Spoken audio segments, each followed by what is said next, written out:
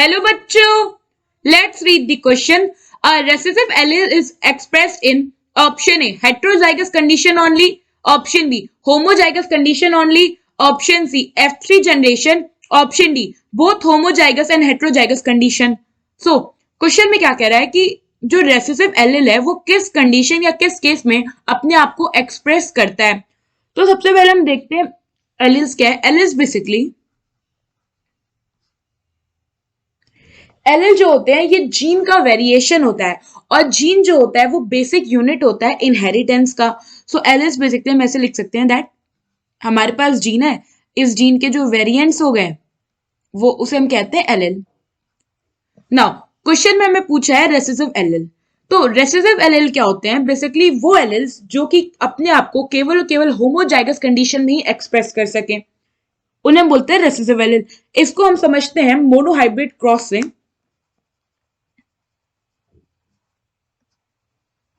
सो जो monohybrid cross था Mendel का, उसमें उन्होंने क्या किया, उन्होंने टॉल मेल और डॉफ फीमेल का क्रॉस कराया था. तो जो पेरेंट थे, मेल जो था वो टॉल था. यहाँ पे जो कैपिटल टी है, कैपिटल टी और स्मॉल टी ये एक ही जीन के दो डिफरेंट एलील है. कैपिटल टी जो है ये डोमिनेंट एलील है और स्मॉल टी रेसेसिव एलील है. तो ये हो गए दो पेरेंट. इन दोनों का जब क्रॉस करो तो पहले गैमीट देखो, तो क्योंकि यहाँ पे दो सेम एलील है तो इनसे जो एलील एक आएगा पेरेंट जो नेक्स्ट जनरेशन उसमें जाने के लिए, वो होगा कैपिटल टी और स्मॉल टी से आएगा स्मॉल टी. इनके जब क्रॉस होंगे तो हमें मिलेगा कैपिटल टी और स्मॉल टी. ये जो कैपिटल टी और स्मॉल टी है ये हेट्रोजाइगस कंडीशन हो गया.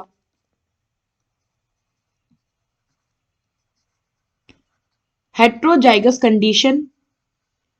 और क्योंकि पेरेंट के बाद ये फर्स्ट क्रॉस से बना है तो ये हो गया F1 जनरेशन.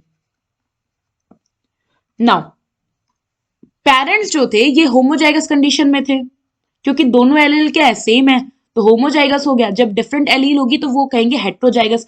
अब हम क्या करेंगे, F2 जनरेशन के लिए F1 की सेल्फिंग करा देंगे, यानी कि F1 वाले जो अब जो F1 जनरेशन का इंडिविजुअल है वो यहाँ पे एज अ पेरेंट एक्ट करेगा.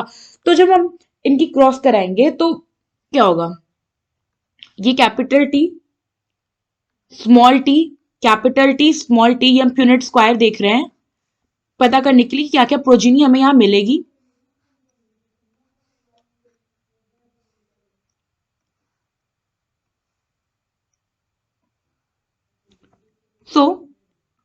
एक प्रोजीनी होगी कैपिटल टी, एक प्रोजीनी होगी कैपिटल टी स्मॉल टी.